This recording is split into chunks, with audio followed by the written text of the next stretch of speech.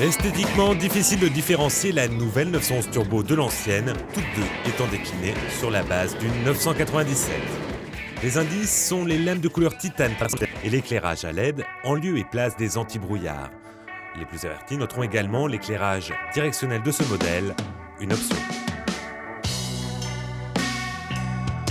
De profil, nouveau rétroviseur avec une embase à double branche, mais surtout de magnifiques jantes à écrou central de 19 pouces, baptisées RS Speeder, en option elles aussi. Pas grand chose de nouveau non plus à l'arrière, si ce n'est le dessin des feux, plus fin, qui donne encore plus d'agressivité au bouclier et des embouts d'échappement agrandis. Bien entendu, l'aileron, le signe distinctif des 911 Turbo depuis maintenant 35 ans est fidèle au poste.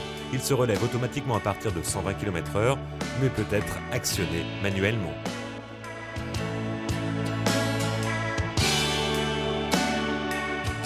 À l'intérieur, un inédit volant à 3 branches, également en option, et ses palettes nous donnent un indice. La 911 Turbo est désormais disponible avec la boîte à double embrayage PD4 chez Porsche.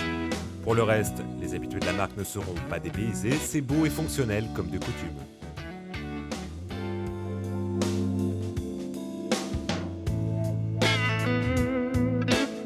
C'est dans les entrailles de la bête qu'il y a du changement, avec un tout nouveau bloc, 3 litres 8 de cylindrée au lieu de 3 litres 6, il développe 20 chevaux et 30 Nm de coupe de plus que l'ancien, alors que la consommation baisse de 16%.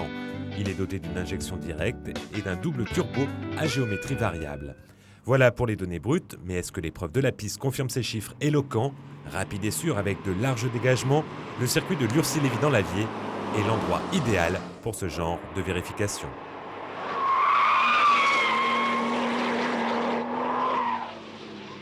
Sans surprise, les freins sont redoutables d'efficacité, mais le plus surprenant concerne l'agilité. Walter Orl, qui a mis au point la voiture, voulait que l'on puisse entretenir de longues glissades. Mission accomplie, le nouveau différentiel PTV transmettant un couple distinct aux roues arrière gauche et droite est une vraie réussite.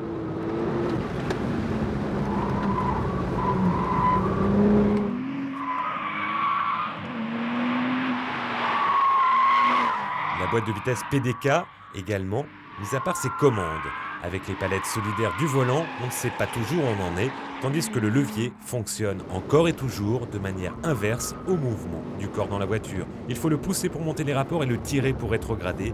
Dommage, mais c'est peut-être le seul défaut de la voiture.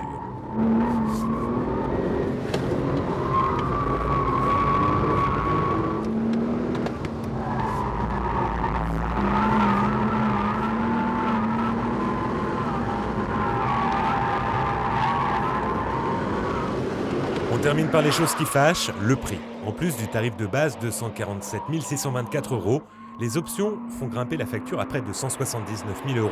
À équipement égal, c'est plus cher que la future Turbo S qui proposera 30 chevaux supplémentaires, soit 530 unités. En ce qui nous concerne, on termine sur la ligne droite homologuée par la FIA pour les tests aérodynamiques des Formule 1, longue d'1,5 km.